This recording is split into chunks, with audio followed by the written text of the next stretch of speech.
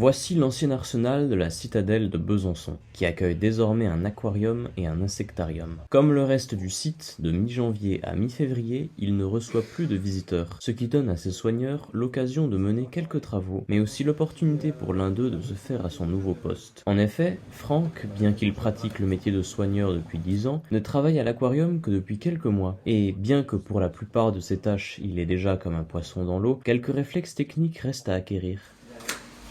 La garde du soir. On passe une dernière fois avant de partir devant tous nos animaux, tous nos enclos, toutes nos installations pour être sûr que tout fonctionne bien. C'est vraiment un moment d'attention particulière, vu qu'il y a énormément déjà d'animaux, on a beaucoup de poissons, mais de vannes, d'installations mécaniques, d'installations chimiques. Donc pour être sûr que tout fonctionne avant qu'on sorte du site.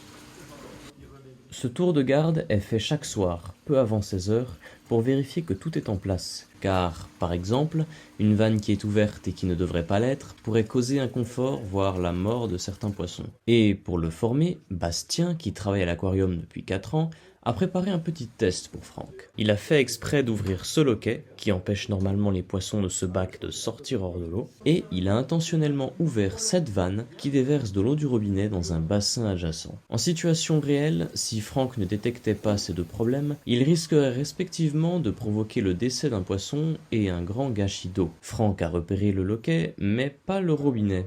Mais il a par contre trouvé un petit poisson qui s'était accidentellement perdu dans l'entrée d'un filtre. Soigneur dans un aquarium est un métier technique, mais la période de fermeture offre à Franck et Bastien un certain répit qui n'est sans doute pas de refus.